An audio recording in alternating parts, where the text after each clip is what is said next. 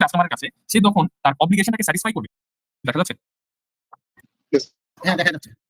ওকে, ঠিক আছে। সো আজকে আমরা আমাদের ফাইন্যান্সিয়াল অ্যাকাউন্টিং এন্ড রিপোর্টিং কোর্সটা শুরু করব with the topic IFRS 15 revenue from contracts with customers. আপনাদের বইতে এই চ্যাপ্টারে IFRS 15 revenue and IS 2 inventory দুইটা চ্যাপ্টার, দুইটা টপিক একসাথে আছে। So today will be starting with IFRS 15।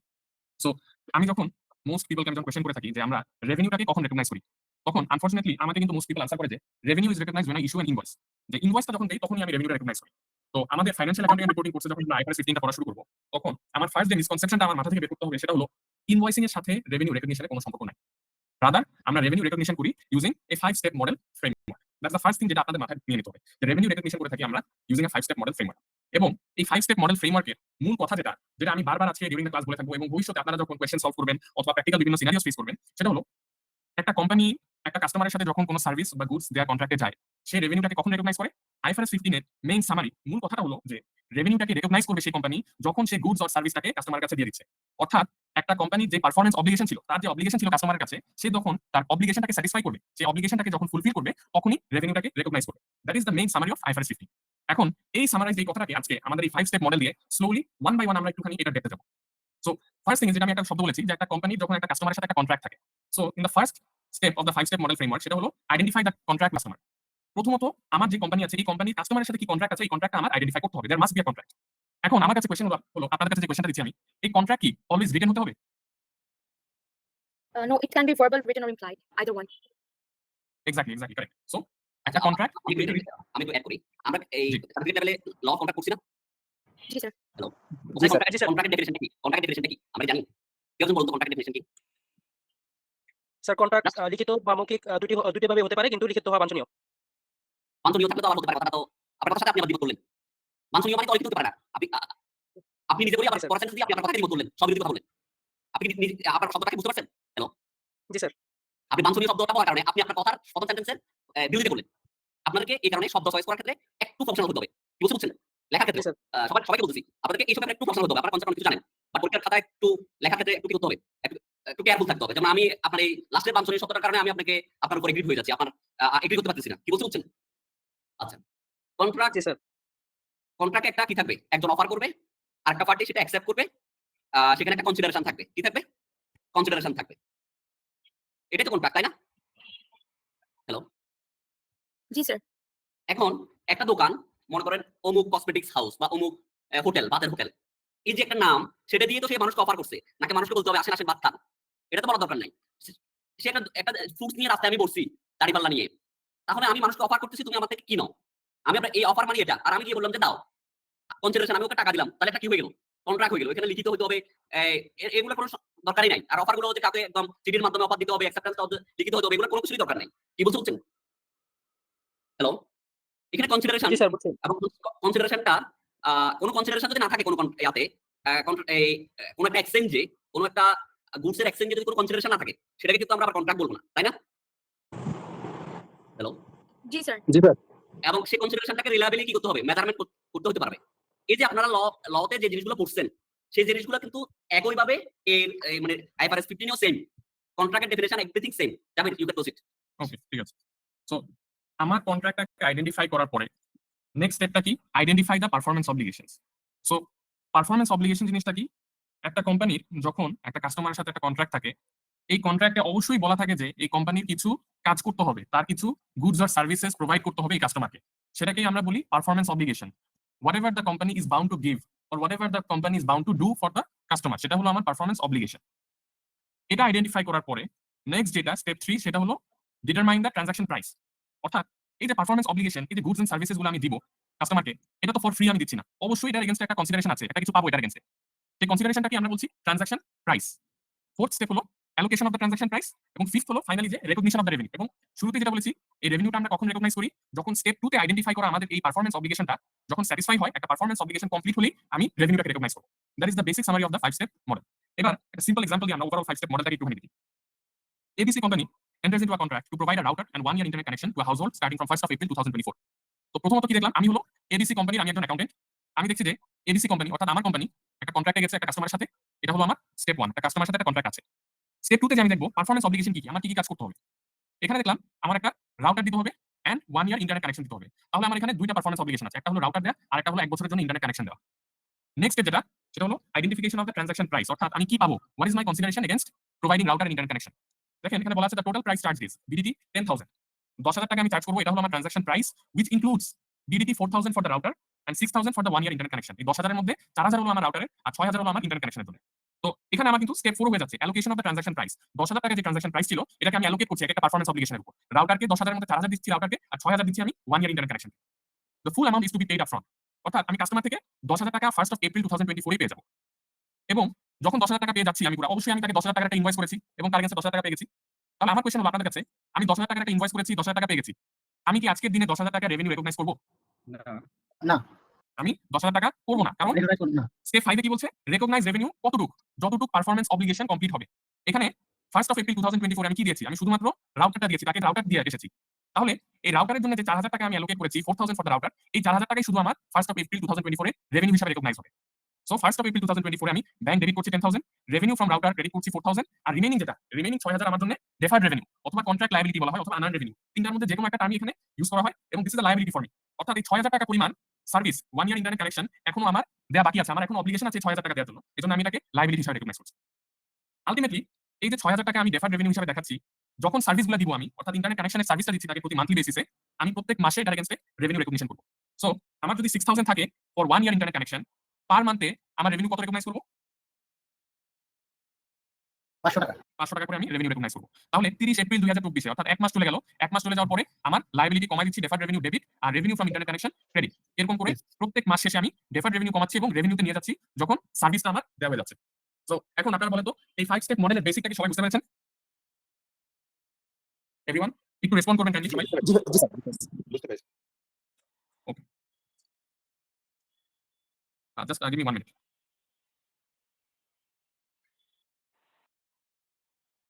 কোথাও কোনো অন করে আপনারা কথা বলবেন। আপনার কনফিউশন থাকলে ইনস্ট্যান্টলি, যদি কোথাও কোনো প্রবলেম হয় ইনস্ট্যান্টলি, কোনো কনফিউশন থাকলে ইনস্ট্যান্টলি আপনারা অন করে আপনারা কথা বলবেন, আপনারা জিজ্ঞেস করবেন।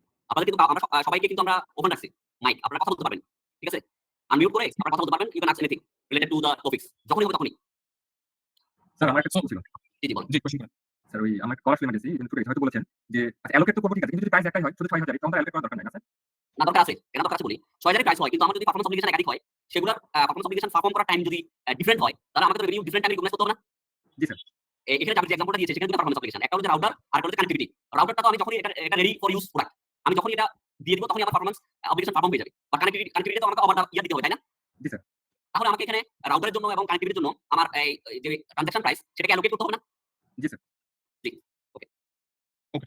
ঠিক আছে, এখন আজকে আমরা এই যে 5 স্টেপ মডেলটা নিয়ে আলোচনা করেছি, IFRS 15 এ মূলত এই 5 স্টেপ মডেলটাকেই আরো ডিটেইলে, প্রত্যেকটা স্টেপ কিন্তু আরো ডিটেইল, প্রত্যেকটা স্টেপের আরো কমপ্লেক্সিটি নিয়ে আলোচনা করে। কিন্তু আমাদের এক্সাম পারপাসের জন্য আমাদের প্রত্যেকটা স্টেপের এতটা বেশি ডিটেইলসে যাওয়া লাগবে না for financial accounting and reporting. কারণ আমাদের অবশ্যই মাথায় রাখতে হবে যে আলটিমেটলি আমাদের কাজ হলো এক্সামের জন্য প্রিপেয়ার হওয়া। সো আননেসেসারি কোনো কিছু এডিশনাল করে সেটা আপনাদের জন্য খুব ডিফিকাল্ট হয়ে যাবে। তো অনেকে হয়তো মনে হবে যে কোনো কিছু হয়তো স্কিপ করছি, বা সেটা স্কিপ করছি just to stay on topic, যাতে আমরা এক্সাম অ্যাপ্রোচ একটা ফলো করতে পারি। ওকে, এখন আমরা একটু প্রত্যেকটা স্টেপ নিয়ে আমি একটুখানি বিভিন্ন ধরনের কমপ্লেক্সিটি নিয়ে আলোচনা করি। Let us discuss about step number 4, allocation of the transaction price. আমরা এই এক্সাম্পলটা দিয়ে আবার ব্যাক যাই। রাউটার এবং ইন্টারনেট কানেকশন, আমার এখানে দুইটা পারফরম্যান্স অব্লিগেশন ছিল, পিও নাম্বার 1 আর নাম্বার 2। রাউটারকে আমি বলেছিলাম রাউটার 4,000 এবং ইন্টারনেট কানেকশন 6,000, দুইটা মিলে আমার 10,000। তো স্টেপ 4 এ যখন বলেছি allocation of the transaction price, তখন সিম্পলি কিন্তু বলে দিচ্ছি টোটাল 10,000 টাকা কাস্টমারকে চার্জ করছি, 4,000 টাকা রাউটার, 6,000 টাকা ইন্টারনেট কানেকশন। এখন যদি আমি একটুখানি আপনাদের জন্য জিনিসটাকে একটু কমপ্লেক্স করে দিই, কমপ্লেক্স করে দিয়ে বলি যে জেনারেলি, এটা আমি জেনারেলি করে থাকি, কিন্তু যখন যে কোনো একটা customer both router and internet connection একসাথে নিয়ে থাকে, তারা রাউটারও নিবে, ইন্টারনেট কানেকশন একসাথে যদি কেউ নেয়, তখন দুইটা মিলে আমি একটা কম্বাইন্ড অফার প্রাইস অফ টাকা 8,000 চার্জ করি। তাহলে আমি টাকা 8,000 চার্জ করব কাস্টমার থেকে। সো আমার ট্রানজাকশন প্রাইস হচ্ছে 8,000।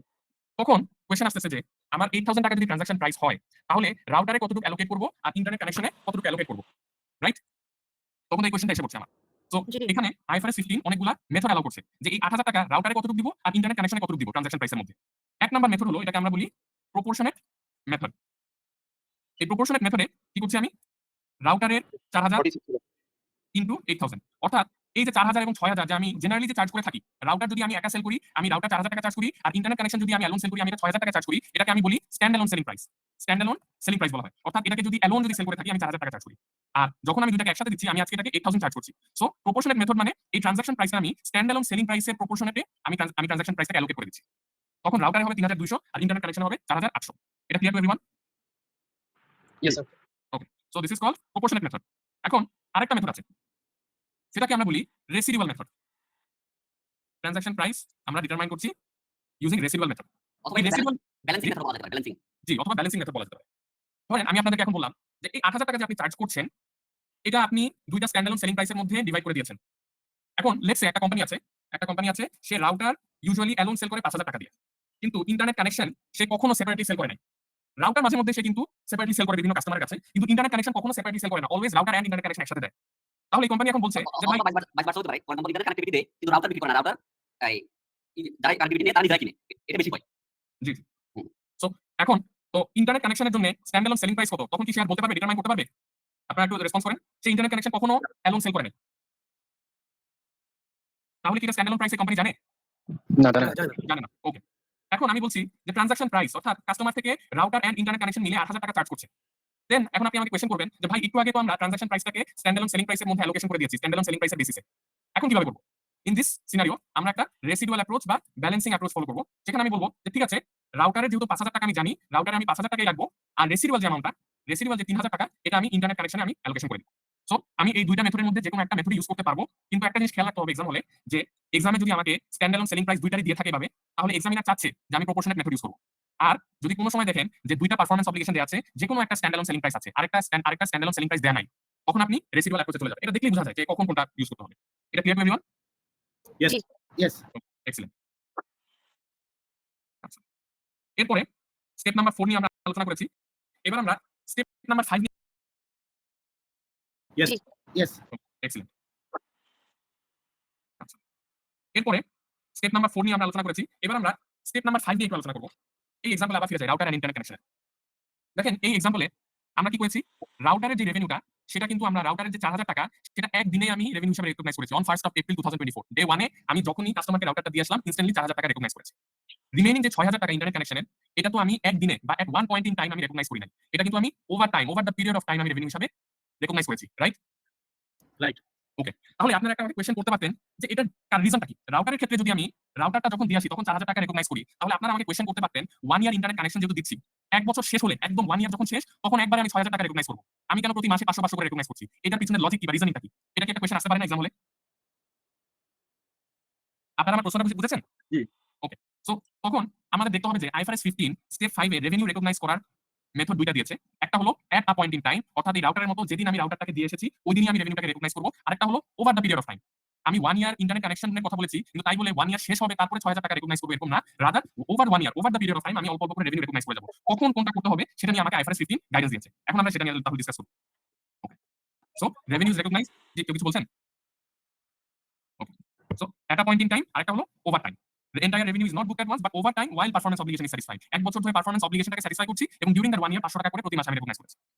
সো এখন an entity transfers control of a good or service over time and therefore it recognizes revenue over time provided that at least one of the following criteria is met. তাহলে আমাকে ৩টা criteria দেয়া আছে IFRS 15 এ এবং বলা হচ্ছে যে 3টা ক্রাইটেরিয়ার মধ্যে যেকোনো একটা ক্রাইটেরিয়া, 3টা ক্রাইটেরিয়ার মধ্যে যেকোনো একটা ক্রাইটেরিয়া যদি আমি মিট করতে পারি, তাহলে আমি বলবো revenue is being recognized over time. যদি এই ক্রাইটেরিয়া আমি জাস্ট মানুষ জাস্ট ইউজারদেরকে মানে আপনি থিওরিটিক্যালি আলোচনা করার আগে দুটো সিচুয়েশন ওনাদের মাথায় দিই। মানে ওনারা আপনার এই কথাগুলোকে ওই দুটো সিচুয়েশনকে ইভালুয়েট করবে। মানে থিওরিটাকে ওই দুটো সিচুয়েশনের সাথে রিলেট করে পরে ডিসিশন নিবে যে সেটা এট এ পয়েন্ট টাইম হবে না কভার দ্য পিরিয়ড হবে। দুটো সিচুয়েশন, একটা হলো যে পদ্মা সেতু কনস্ট্রাকশন, যে কোম্পানি পদ্মা সেতু নির্মাণের কনস্ট্রাকশন কন্ট্রাক্টর, সে তার ফিনান্সিয়াল স্টেটমেন্টে এটা রেভিনিউ রিকগনিশন কিভাবে করবে, এবং আরেকটা হলো যেটা রিয়েল এস্টেট কোম্পানি, সে বিল্ডিং রেডি করে সে তার কাস্টমারদের কাছে এটা বিক্রি করে।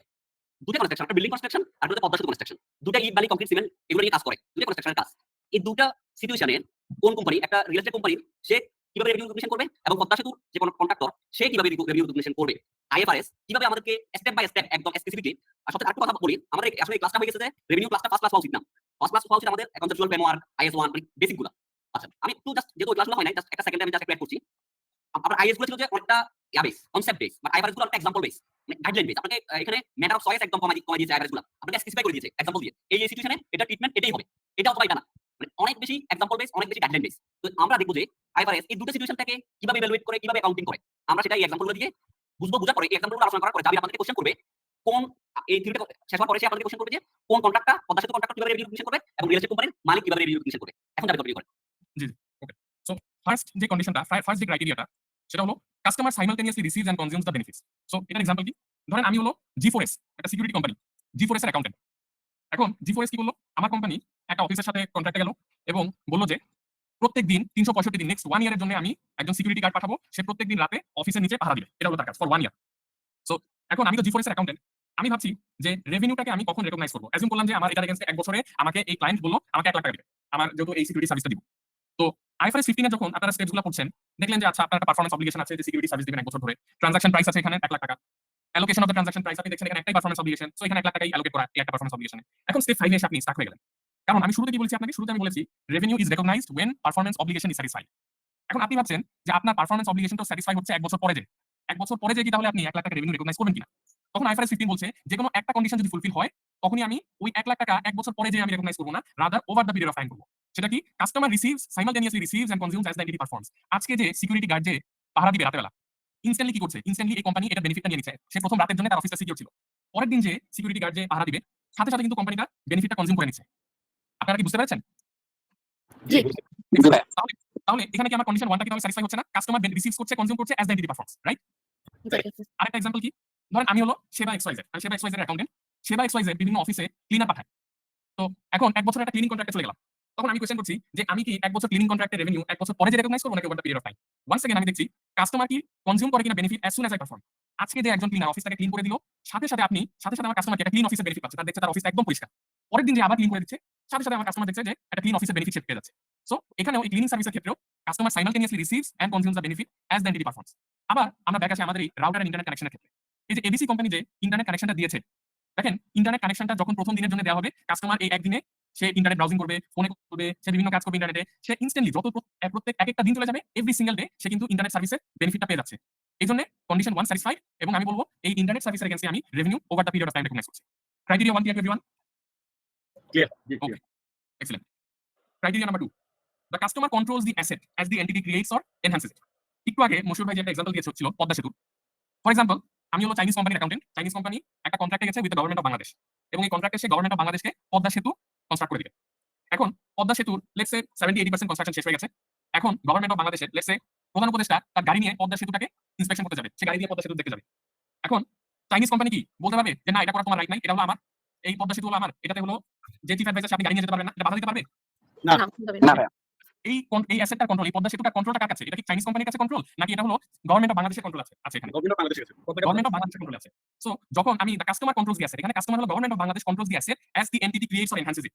এই এন্টিটিটা আমি ক্রিয়েট করছি, আমি একটা অ্যাসেট কনস্ট্রাকশন করছি, কিন্তু কাস্টমারের কাছে যখন কন্ট্রোল আছে আমি বলবো যে revenue will be recognised over time. তাহলে চাইনিজ কোম্পানি কি একদম পদ্মা সেতু কনস্ট্রাকশন করতে তার 5 বছর লেগেছে, সে কি 5 বছর শেষে যে রেভিনিউ রেকগনাইজ করবে নাকি ওভার 5 ইয়ার্স রেভিনিউ রেকগনাইজ করবে?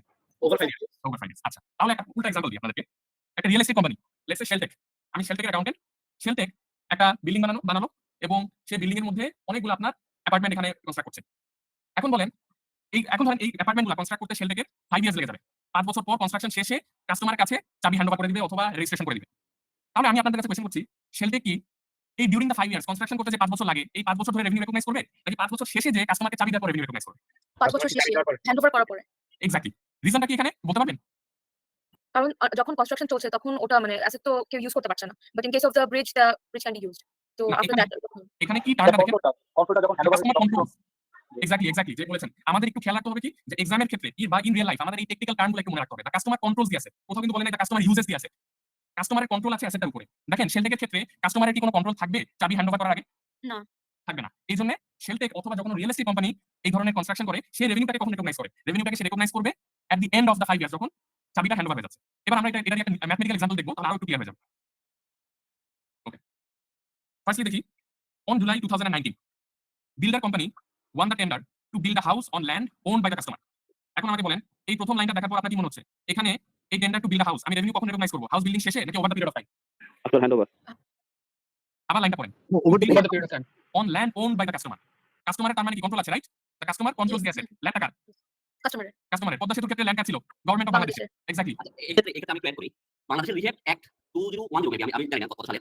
সেটা অনুযায়ী কিন্তু ল্যান্ডলর্ডের সাথে যখন একজন রিয়েল এস্টেট কোম্পানি যখন এগ্রিমেন্ট হয় তখন কিন্তু ল্যান্ডের ওনার হয়ে যায় রিয়েল এস্টেট কোম্পানি। ল্যান্ডলর্ড আর ওই ল্যান্ডের ওনার থাকে না। সে তখন রিয়েল এস্টেট কোম্পানির কাস্টমার হয়ে যায়। কাস্টমার হয়ে সে এখানে যদি 50% হয় 40% হয় যতটুকু অ্যাপার্টমেন্ট অ্যাজ পার এগ্রিমেন্ট সে পাবে ততটুকু পাওয়ার সে রাইট রাখে। কিন্তু সে ল্যান্ডের উপর পুরো রাইটটা চলে যায় কার কাছে? রিয়েল এস্টেট কোম্পানির কাছে। প্রিভিয়াস যে ল্যান্ডলর্ড ছিল তার কাছে কোনো মানে লিগ্যাল রাইট থাকে না। মানে ল্যান্ডের ওনার হয়ে যায় কি? Real estate company. কি বুঝতে পারছেন? জি স্যার। তাহলে তো সেই ক্ষেত্রে কন্ট্রোল অফ দি অ্যাসেট তো কি এর কাছে থাকতেছে না, ওনার কাছে থাকতেছে না। এটা এক্ষেত্রে বলে না যে এক্ষেত্রে সে রিয়েল এস্টেট কোম্পানি সেটা বলে নাই। এক্ষেত্রে হয়তোবা বলছে যে ফর এক্সাম্পল আমি একটা আবুল খায়ের আমি একটা বিল্ডিং বানানোর জন্য কনস্ট্রাকশন দিছি। সেটার একটা বিষয় আর রিহেভের রিয়েল এস্টেট আরেকটা বিষয়। দুটো সেপারেট জিনিস। আপনি কি জিনিসটা বুঝতে পারছেন? পার্শিয়ালি ক্লিয়ার, আর সামনে গেলে বোঝা যাবে হোপফুলি। আমি আবার বলি, আমি নিজে ওনার, আমি জাস্ট একজন বললাম তুমি আমার বিল্ডিংটা বানাই দাও, তোমাকে এত টাকা দিব। এটা একটা বিষয়। আর আমি বললাম যে তুমি আমার ল্যান্ডটা নিয়ে নাও, তুমি ল্যান্ডের 50% অ্যাপার্টমেন্ট আমাকে দাও, 50% অ্যাপার্টমেন্ট তুমি অন্য কারো কাছে বিক্রি করে দাও। এই দুটো জিনিসের মধ্যে পার্থক্যটা আপনি বুঝতে পারতেছেন? হ্যাঁ, একটা হচ্ছে ডেভেলপার আর একটা হচ্ছে কনস্ট্রাক্টর। একটা হলো রিয়েল এস্টেট কোম্পানি রিহেভের ডেফিনিশন অনুযায়ী রিয়েল এস্টেট কোম্পানি, আর একটা হলো কন্ট্রাক্টর নরমাল কনস্ট্রাক্টর। কি বুঝতে পারছেন? Clear. ক্লিয়ার, ওকে। ঠিক আছে। সো প্রথমে আমরা এই লাইনটা পড়ে কি বুঝলাম যে এখানে over the period of time আমার রেভিনিউ রিকগনিশন হবে। So construction commenced 1st of October 2019 and is estimated to take 18 months to complete the house. At the reporting date, the house is 50% complete based on engineer certificate. Reporting date আপনি দেখলেন হাউসটা 50% শেষ হয়ে গেছে। Contract price is BDT 21 million and it is estimated that the total cost of constructing would be 16 million. Till date তার cost এসেছে এত, আরো further information দিয়েছে। এখানে ফার্স্ট কোয়েশ্চেন ইজ আমার কন্ট্রাক্ট প্রাইস 21 মিলিয়ন এবং আপনারা আমার সাথে এগ্রি করেছেন যে এই 21 মিলিয়ন আমি 18 মাস শেষে রেকগনাইজ করব না, আমি ওভার দ্য পিরিয়ড অফ টাইমে 18 মিলিয়ন আমি রেকগনাইজ করব। তাহলে এই 30 জুন 2022 তে 21 মিলিয়নের কতটুকু আমি রেকগনাইজ করব? এখানে যেহেতু আমার বলা আছে দ্য হাউস ইজ 50% কমপ্লিট, তাহলে এটার বেসিসে আমি কি করতে পারি? টোটাল কন্ট্রাক্ট প্রাইসের 50% নিয়ে বলতে পারি রেভিনিউ উইল বি 10.5 মিলিয়ন। এটার এগেইনস্টে আমার কস্ট কত? The company has already incurred BDT 10 million as construction cost. তাহলে কস্ট হিসাবে আমি চার্জ করছি 10 মিলিয়ন আর প্রফিট হিসাবে আমার থাকছে 0.5 মিলিয়ন। এটা হলো আমার P&L। এবার আসি ব্যালেন্স শিট কি হবে? ব্যালেন্স শিট যখন আমি করছি ফার্স্ট থিং ইজ আমার রেভিনিউ জার্নালটা কি দিচ্ছি, রেভিনিউ আমি ক্রেডিট করছি 10.5। এখন এটা দেখার সাথে সাথে আপনারা অনেকে বলবেন যে রেভিনিউ যদি 10.5 ক্রেডিট করে থাকি অবশ্যই আমার ট্রেড রিসিভেবল ডেবিট করে দিতে হবে 10.5। বাট এখানে একটা অ্যাডিশনাল ইনফরমেশন আছে, সেটা কি builder co has Saint invoices of BDT 8 million to the customer. আমি কাস্টমারকে 10.5 মিলিয়নের ইনভয়েসিং করি নাই, আমি ইনভয়েসিং করেছি কত? 8 মিলিয়ন। সো আমার trade receivable can only be recognised as 8 million, এর বেশি না। তো বাকি যেটা এই গ্যাপ যে 2.5 মিলিয়নের গ্যাপ, এটা কোথায় যাবে? এটাকে আমরা বলি it is recognised as a contract asset. দুইটাই আমি ব্যালেন্স শিটে আনবিল রেভিনিউ। জি অথবা আনবিল রেভিনিউ অথবা কন্ট্রাক্ট অ্যাসেট দুইটাই আমি কস্ট কম্পোজিশন মেথড কোনটা? জি। আমরা আগে আনবিল রেভিনিউ বলতাম। IFRS 15 আসার পর থেকে আমরা কন্ট্রাক্ট অ্যাসেট বলি। কারণ ম্যাথমেটিক্স এক্সাম্পল গুলোতে কন্ট্রাক্ট অ্যাসেট নামে কি করা হয়েছে? ঠিক করা হয়েছে। ওকে। স্যার কোন কস্ট কম্পোজিশন মেথড বলতে একটা মেথড ছিল, এটা কি এখানে ইউজ করে কস্ট কম্পোজিশন মেথড? বুঝি নাই। আচ্ছা, cost composition method মেথডগুলো আমরা একটু পরে আলোচনা করতেছি। Okay, মেথডটা কিভাবে হবে? Input method, output method, certification method, uncertificate method, এগুলো নিয়ে আমরা একটু পরে আলোচনা করব। একটু wait করুন। Okay thank you. ঠিক আছে। তাহলে আমি 2.5 আনবিল রেভিনিউ অথবা কন্ট্রাক্ট অ্যাসেট হিসেবে রেকগনাইজ করছি। তাহলে একটা জিনিস দেখেন, এখানে এই কনস্ট্রাকশন কোম্পানি যখন over the period of time revenue recognise করছে, সে 10.5 রেভিনিউ দেখালো, কস্ট 10 মিলিয়ন দেখালো আর প্রফিট 0.5। এখন সেম জিনিসটা আমি যদি বলি এই ফিগার সব সেম আছে, জাস্ট আমি একটা কথা বললাম এখানে যে এটা বিল্ডার কোম্পানি না, সে কনস্ট্রাকশন করছে না, রাদার এটা একটা real estate company. Real estate company তার 18 মাস লাগবে অ্যাপার্টমেন্টস গুলোকে রেডি ফর ইউজে নিয়ে আসতে। তাহলে বলেন রিয়েল এস্টেট কোম্পানি কি over the period of time revenue recognise করবে নাকি চাবি হ্যান্ড ওভার করার পর 18 মাস পরে? 18 মাস পরে। তাহলে রিয়েল এস্টেটের ক্ষেত্রে সে কি তার P&L এ রেভিনিউ কোনো বুক করবে? রেভিনিউ বুক করা সম্ভব? না, রেভিনিউ 0। এখন আমি যদি বলি ফাইন রেভিনিউ 0, এখানে বলা আছে এই কোম্পানি কত টোটাল কস্ট সে ইনকার করেছে 10 মিলিয়ন, এই 10 মিলিয়ন সে কস্ট হিসেবে ইনকার করেছে। তাহলে আমি বললাম যে ঠিক আছে রেভিনিউ 0, কস্ট হলো 10 মিলিয়ন, প্রফিট এটা কি কারেক্ট নাকি রং? Wrong. This is wrong, exactly. কারণ আমি যদি কস্ট হিসাবে এখানে 10 বুক করে ফেলি কিন্তু রেভিনিউ বুক করি না এখনো, এটা কোন কনসেপ্টের ভায়োলেশন হবে আমাকে কেউ বলতে পারবেন? Matching principal. ম্যাচিং প্রিন্সিপালের আবার ভায়োলেশন হবে। এইজন্য রিয়েল এস্টেট কোম্পানির ক্ষেত্রে আমি এটা কোথায় বুক করব এই 10 মিলিয়ন কেউ বলতে পারবেন? এটা ব্যালেন্স শিটে Cost হিসাবে এটাকে ইনভেন্টরি হিসাবে বুক করব 10 million in my balance sheet. Working progress থাকবে। জি ওয়ার্ক ইন প্রোগ্রেস হিসাবে থাকবে ইনভেন্টরি WIP ব্যালেন্স শিট। যখন সেল করব, যখন চাবিটা হ্যান্ড ওভার হবে তখন রেভিনিউ রেকগনাইজ করব আর সাথে সাথে ইনভেন্টরি ক্রেডিট হয়ে যাবে আর ডেবিট হয়ে যাবে, তখন COGS আমি ডেবিট করে দেব। Clear to everyone? Yes, sir. Real estate, construction, over the period and at a point in time, এটা ক্লিয়ার সবার কাছে? Clear, thank you. জি স্যার। এক্সিলেন্ট। আমরা তো এই দুইটা ক্রাইটেরিয়া পড়েছি, আমাদের for the purpose of our exam আমাদের এই থার্ড ক্রাইটেরিয়া নিয়ে আমাদের ওয়ারি করা লাগবে না। আচ্ছা, আমি এবার নেক্সট পার্টে যাচ্ছি, জাস্ট আ মিনিট। ওকে, আমরা স্টেপ 4 নিয়ে আমরা ডিটেইল আলোচনা করেছি। আমরা স্টেপ 5 নিয়েও কিন্তু এইমাত্র ডিটেইল আলোচনা করেছি এবং স্টেপ 5 এর সামারিটা কি আসলো? রেভিনিউ আমরা অবশ্যই পারফরম্যান্স অব্লিগেশন স্যাটিসফাই হলে রেকগনাইজ করি, কিন্তু সেটা এট আ পয়েন্ট ইন টাইম হতে পারে অথবা over the period of time হতে পারে। Over the period of time যখন আমরা রেভিনিউ রেকগনাইজ করি তখন আমি মূলত দুইটা কন্ডিশন নিয়ে ডিসকাস করেছি। আপনারা এই দুইটা কন্ডিশন মাথায় রাখবেন, এই দুইটা কন্ডিশনের যেকোনো একটা ফুলফিল হয়ে গেলে over the period of time আপনি রেভিনিউ রেকগনাইজ করবেন। এবার একটা ইন্টারেস্টিং জিনিস দেখি, এখানে আমরা যে 50% কমপ্লিট বলেছি বেসড অন ইঞ্জিনিয়ার সার্টিফিকেট এবং এটা কন্ট্রাক্ট প্রাইস দিয়ে মাল্টিপ্লাই করেছি, এটাকে বলা হয় আউটপুট মেথড। কারণ এক্সামে যদি কখনো জিজ্ঞেস করে over the period of time revenue recognise করার কি মেথড আছে, দুইটা মেথড মেইনলি ইউজ করি, একটা হলো আউটপুট মেথড আর একটা হলো ইনপুট মেথড। তো এই ইনপুট মেথডটা কি আর আউটপুট মেথড কি? দেখেন আউটপুট মেথড কি হতে পারে? একটা হলো এই বিভিন্ন ধরনের সার্ভেজ বা মাইলস্টোনস। এই যে একটা ইঞ্জিনিয়ার সার্টিফিকেট, এটা বেসিসে যে আপনি রেভিনিউটাকে রেকগনিশন করছেন, এটা হলো সার্ভেজ বা মাইলস্টোনস। আরেকটা কি হতে পারে? টাইম এলাপস, অর্থাৎ একদম শুরুতে আমরা যখন একটা রাউটারের কথা বলেছি এবং ইন্টারনেট সার্ভিসের কথা বলেছি, তখন আমরা ইন্টারনেট সার্ভিসটাকে আউটপুট মেথড দিয়ে কিন্তু আমরা রেভিনিউটাকে রেকগনিশন করেছি ইউজিং টাইম এলাপসড। আমরা দেখেছি এটা 1 বছরের জন্য কন্ট্রাক্ট, 1 বছরের মধ্যে প্রত্যেক মাসে তাহলে কত টাকা রেভিনিউ রেকগনাইজ করব। This is also using output method. আবার কি হতে পারে, মাঝে মধ্যে ইউনিট ডেলিভারি বেসিস হতে পারে। এগুলো আমরা যখন অঙ্ক করব এই বিভিন্ন ধরনের এক্সাম্পল আমরা নিয়ে আলোচনা করব। ইনপুট মেথডটা কি? ধরেন এই এক্সাম্পল কিন্তু বলা আছে it is estimated that the total cost of constructing would be 16 million.